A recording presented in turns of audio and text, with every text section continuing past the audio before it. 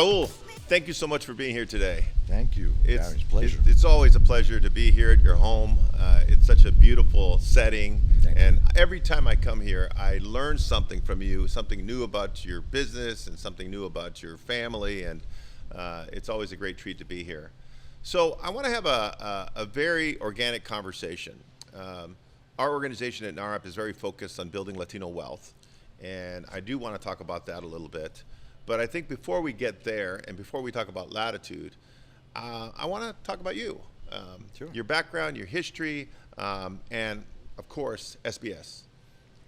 Well, thank you, Gary. It's a pleasure for me to be with you today. And regarding my background, my father was a political refugee from Cuba, as you know.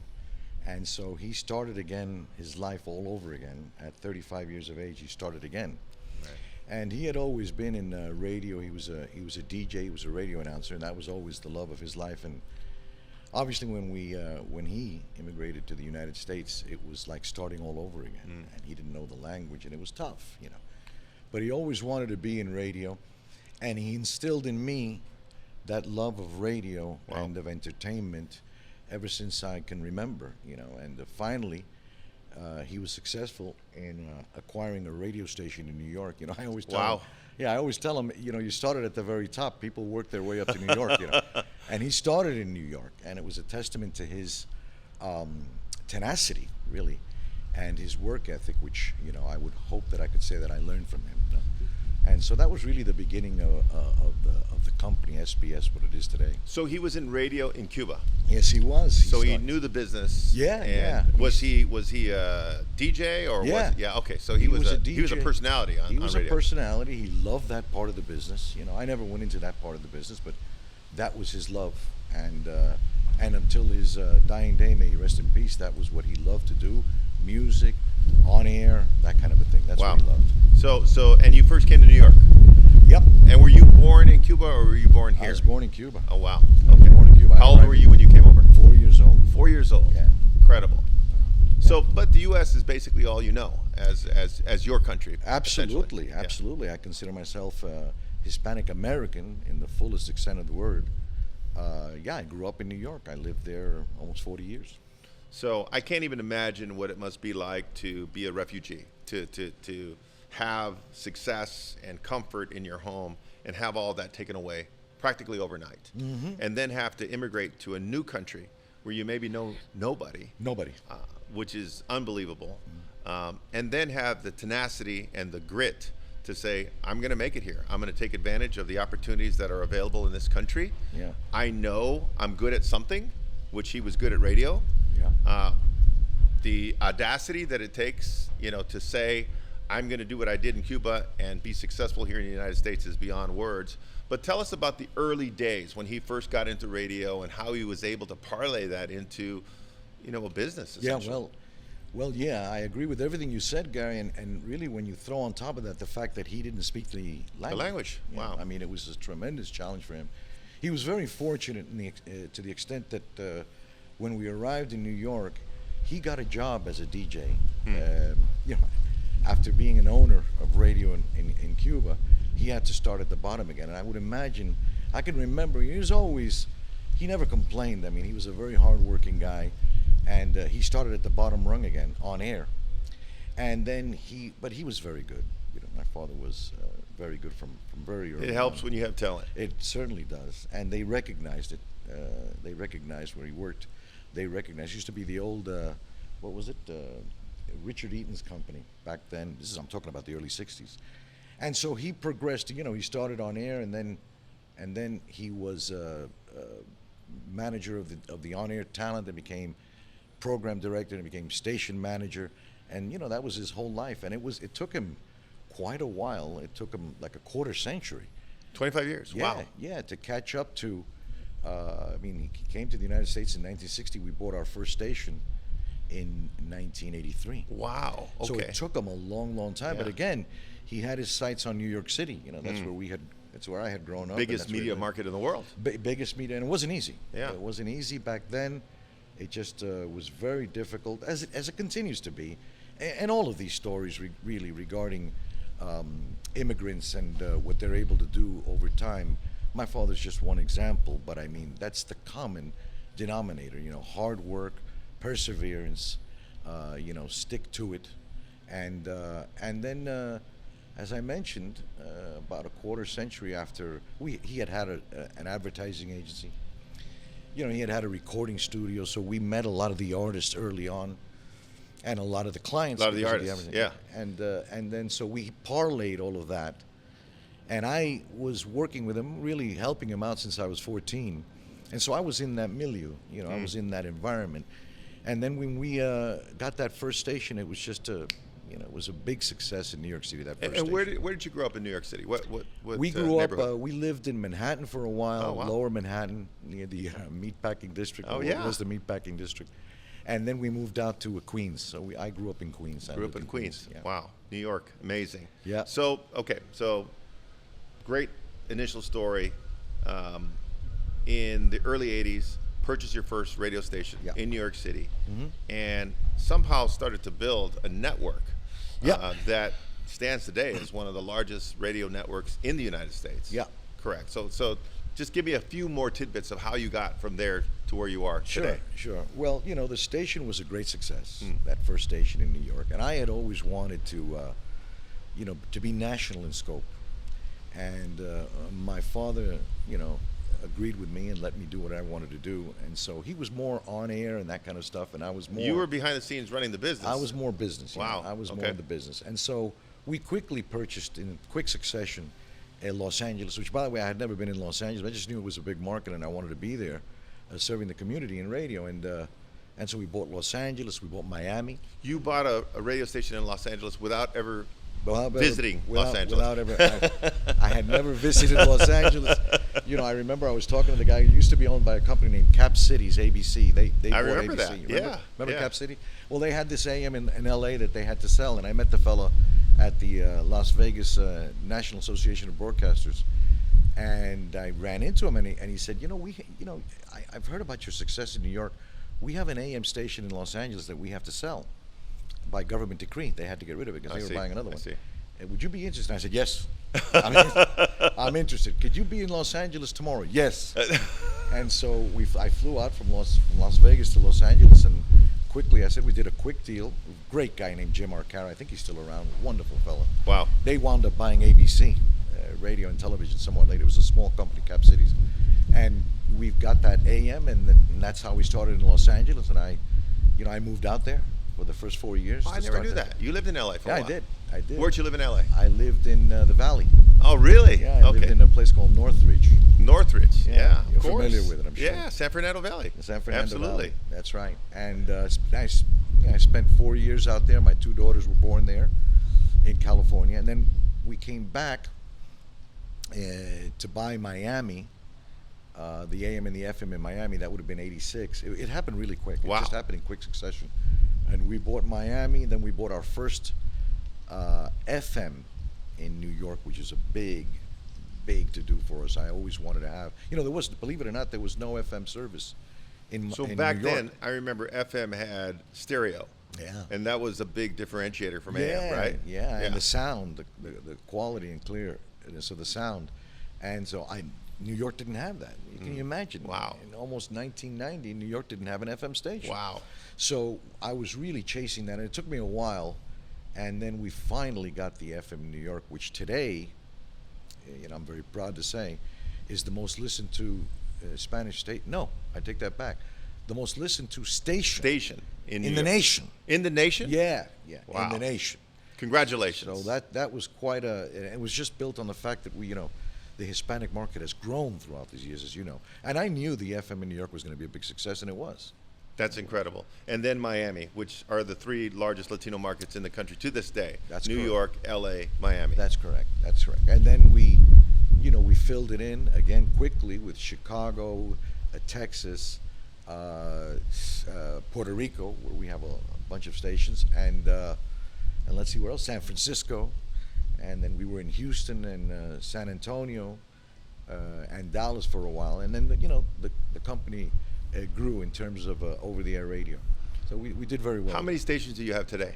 We have 20. 20 stations. 20 stations that we own and or operate. Yeah, and then we have a network, a radio network of 300 plus stations with affiliates all over. So I want to stay on this a little bit because you've been able to evolve the business quite a bit. I mean, the media world has changed incredibly. Yeah. You know, from television to film, and I'm assume radio has been impacted in its own way. Yeah. So I do feel in some ways a company like SBS that has not only survived but thrived through all these changes is rare. You've seen a lot of companies just fall out of the industry, and you see the Netflixes, you know, take over the Blockbusters and take over now Hollywood studios for all intents and purposes. They had a bad day in the stock market yesterday, Yeah, but they did. Yeah, they did. but streaming obviously is had a huge impact. Tell me a little bit about the evolution of the company and the way you've had to navigate that as the leader. Well, absolutely, Gary. I saw this some years ago, and I felt that we had to differentiate the company a little bit. And you know, I mean, we got into television, and we still have a television operation. It's a smaller television operation, but it's kind of like I don't know, you want to call it a super station. And we have stations also in Puerto Rico, and we had one in Houston. And so I wanted to evolve the company. We got into concerts and events, and so we are now, I think, the largest independent promoter of concerts and events. We just had our Cali Bash event in Los Angeles and Las Vegas, and it was a big success. Yeah, and we have And Staples. and in the Staples. Sell it out. That's right. Wow. 3 nights in a row, and 2 other nights in Las Vegas, and then we had a concert in New York City. Mega Mezcla in Miami, and we've grown in terms of concerts and events, and it's a great business for us, and it's very much related to the radio. And musicians have had to amend their business model quite a bit over the last couple decades. Yep. They used to make almost all of their money from record sales, and now they make most of their money from live events and other things, I would imagine. Absolutely. And you have actually We've been able to grown with navigate. that, navigate through that. We've been able. I'm very proud to say that in terms of artistic development and finding new artists throughout these years, you know, I took a look at a list of artists, Latin artists, in the last, I don't know, 3 decades, and I'm very happy and proud to say that we played an integral role in the development of. So all that's of part of those your artists. job. Oh, yeah. You identify emerging artists. Absolutely. And play them on your stations, I would imagine, their music on their stations, and maybe even promote some of their concerts. And Absolutely. They've been in many of our who are concerts. some of the names that you want to put Oh, out there? you pick a name. All the names. Everybody. Bad Bunny? Yeah. He's like the Bad biggest in the Bad world. Bunny came over here and visited me over here in my gazebo office there, and so did, well, it's so many. I mean, Next time he's here, just give me a ring.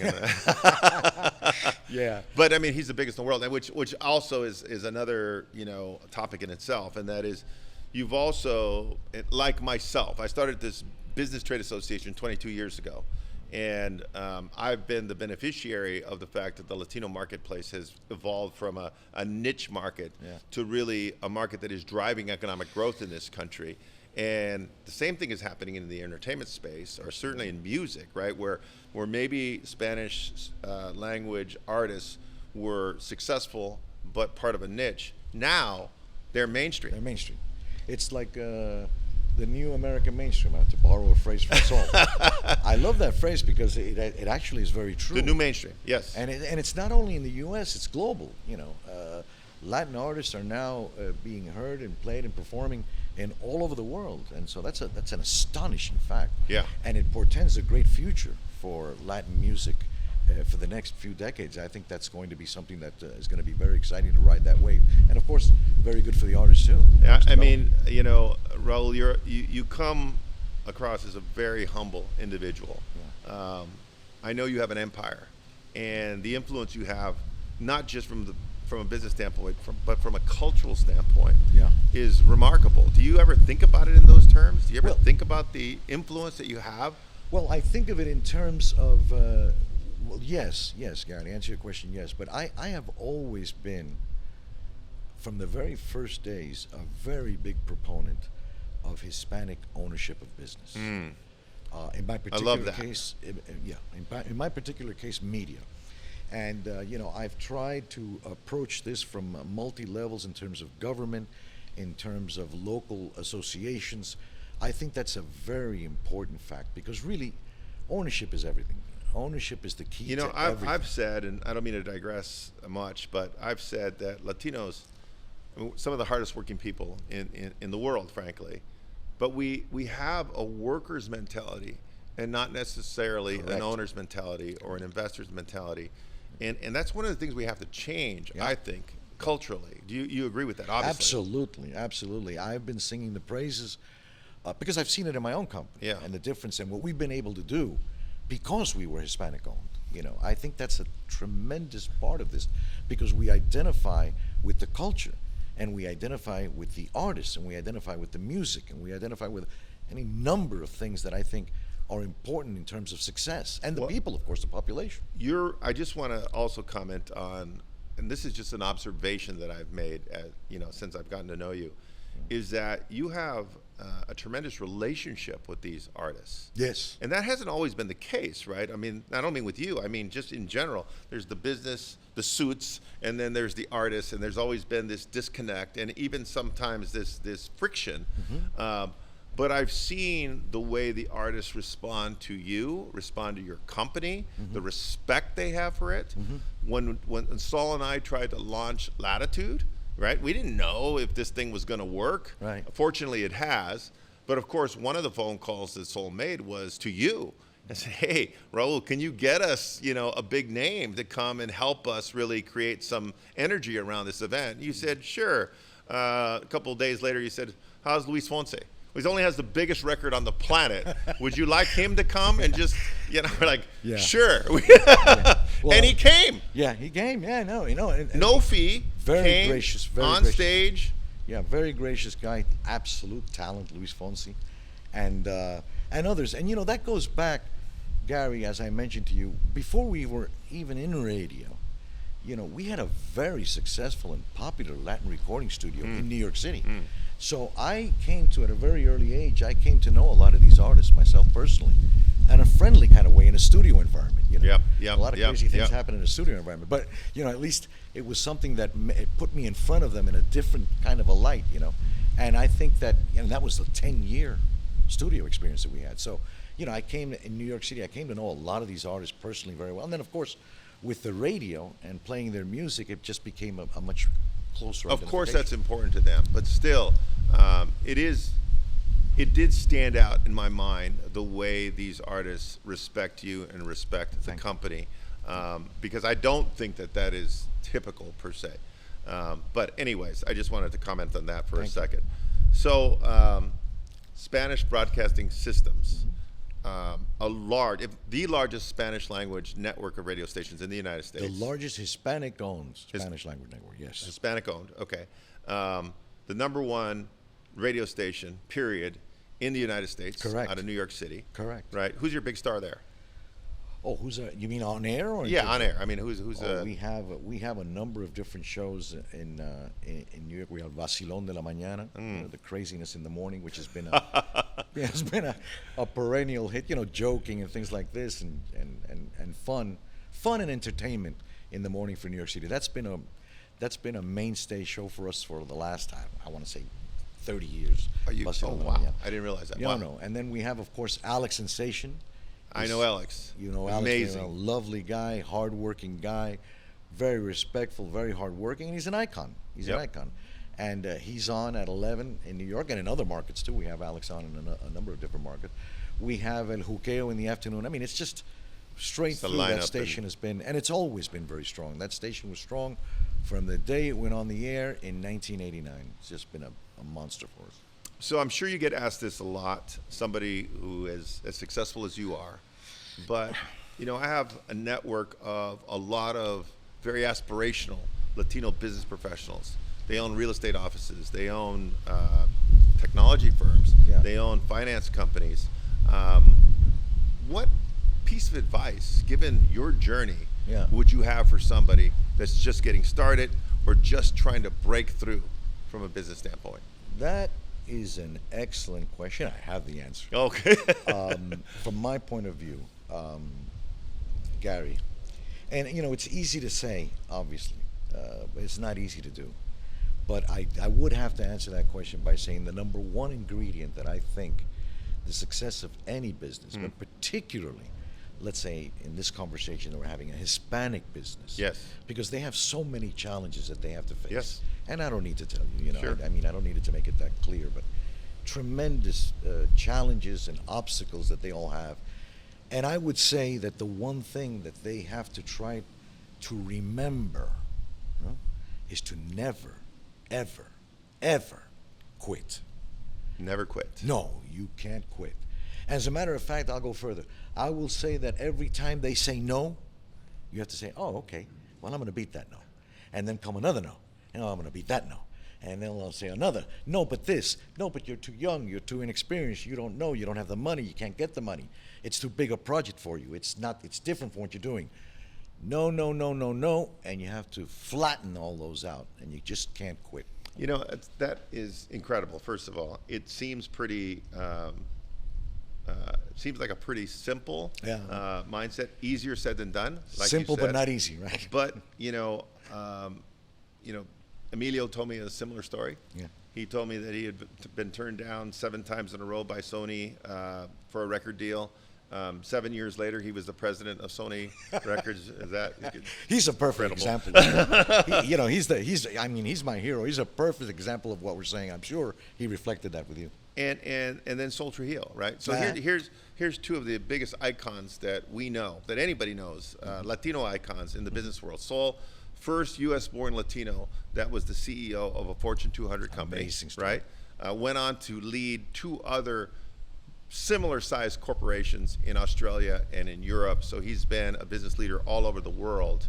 I've had a chance to work side by side with him with Latitude. Yeah. And just what you described is him. He's a smart guy. That's obvious.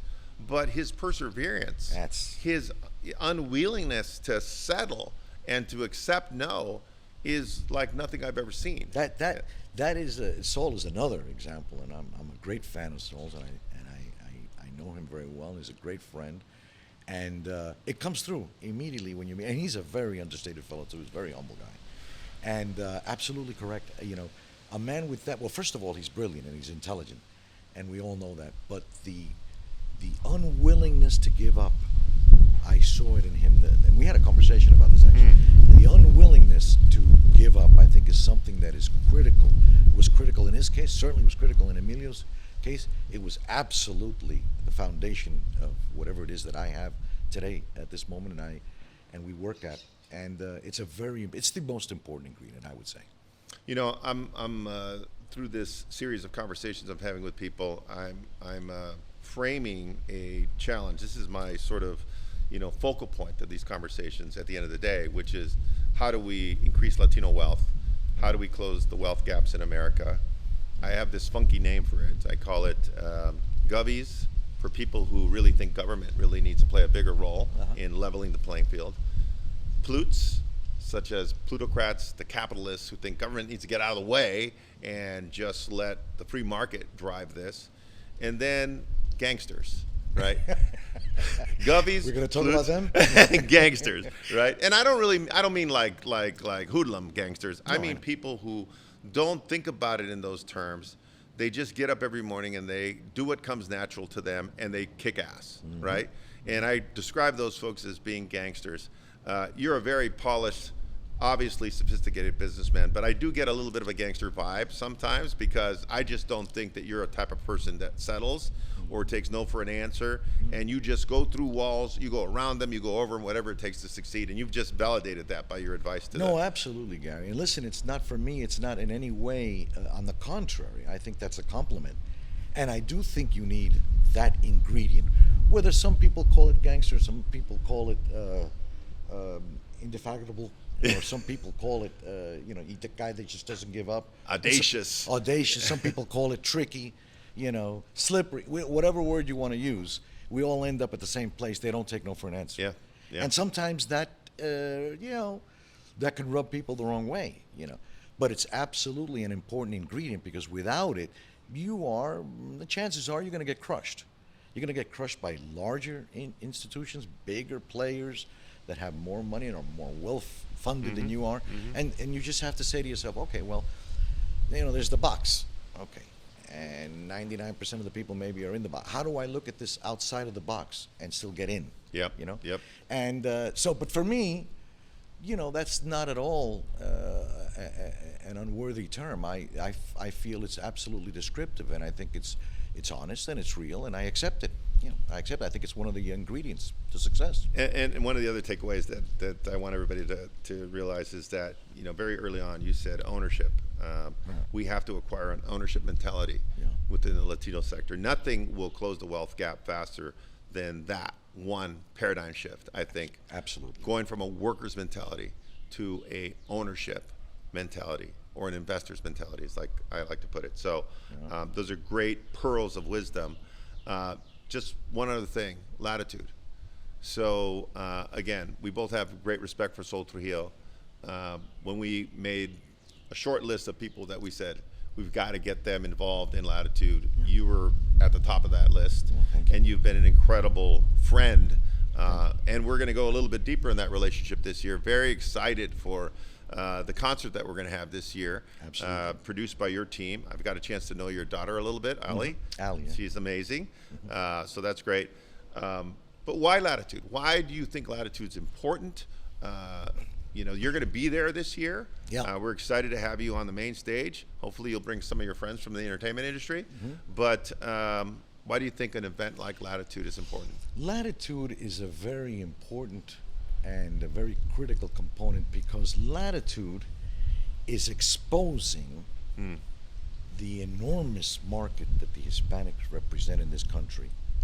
Exposing that to some of the largest corporate players who may not, even though it's 2022, it should be obvious, but some of them are involved in their own problems and their day-to-day stuff and their managerial, and this has, of course, evolved over time. Latitude is bridging that so that it's telling these corporate players, these monster companies, look, you've got the new American, I love that phrase, the new American mainstream. That's correct. If you don't tap into it, and of course what that does is that awakens them to that opportunity. And I know that many of them are taking up that challenge and are actually investing in different ways in writing the new American mainstream and participating in it. So, and I don't think anyone else is doing that. I don't think anyone Not else at is doing that level Right. and that scale. And Saul, being a former CEO himself, Right. brought a very unique perspective to this idea, which is it all starts at the top of these corporations. Absolutely. And if you don't engage the CEO of these corporations, then there's a good chance that message is not going to work its way up. It's gonna just dissipate. But someone like Saul and some of the other leaders that you have involved in a very impressive array of Hispanic talent. I mean, business talent and business people and from all industries, to have them and come in front of these Fortune 500 companies that, of course, their charge is to grow. Yep. They're looking to grow. Yep. And so Saul very intelligently, and you, Gary, very intelligently, are saying, well, look, you're missing the one growth factor in this country for the next, century. It's the Hispanic market. It's been proven that's the one that's growing. That's it. That's the That's GDP it. of the future of this That's country. exactly right. And so you're exposing that in a very effective way, in a very entertaining way, in one massive meeting. I think is a wonderful thing. That's the objective. So number one, to your point, correct the narrative about the Latino community in Absolutely. this country. Number two is create a marketplace. We want this to be a place where people go and get deals done, form partnerships, where small businesses get funding, where film projects get greenlit. That's Absolutely. when it creates a life of its own. And the third is to showcase the best and the brightest we have within our community on that main stage. And It starts with the ecosystem, and you have created this possibility of this ecosystem at that CEO type level. Many beautiful things can come from that. that's incredible. Last question. Yes, sir. Describe the typical Raul Alarcon day. Raul Alarcon Day. Well, I don't know if there is a typical Raul Alarcon Day, but I go from up there to over there, and that's my From the bedroom to from the the cabana. bedroom to the gazebo. We call it the gazebo. Gazebo. And I'm up there. I'm in there usually very easy, and that's like my inner sanctum. That's where where you I'm connected to you everything. think, where you work. That's right, and it's important to have time to to think, and obviously to act on whatever it is that's in front of you at that, and that gives me the seclusion and the ability to do that. I was just yesterday in. It wasn't a typical day, but yesterday I was in Orlando and Tampa because we're starting up 2 stations there next week. Wow. Next week, and but it's important to be able to have a place where you can, and I can of course meet people there. Come to my house, and I meet a great number of people from the company, artists, managers, advertisers, clients here, and basically that's the way I spend my day. I find it very productive. To be That's able to where work Saul on and it. I came the first time. And, That's right. And pitched you on Latitude. And That's right. That's right. You know, that was That's absolutely that right. was a great day. I remember that clearly. Raul, I can't thank you enough for spending time with me today, for a very robust conversation. Like I said, every time I come here, I learn something, Thank and you. so I'm grateful for that. And thank you for everything you've done to support Latitude and, more importantly, the Latino community in the United States. Thank you, Gary. You're very kind with those words. It's obviously a pleasure for me to reciprocate in any way that I can for your benefit, for my benefit, and for the benefit of the Hispanic business community. Thank you, brother. Thank you. Thank you so much.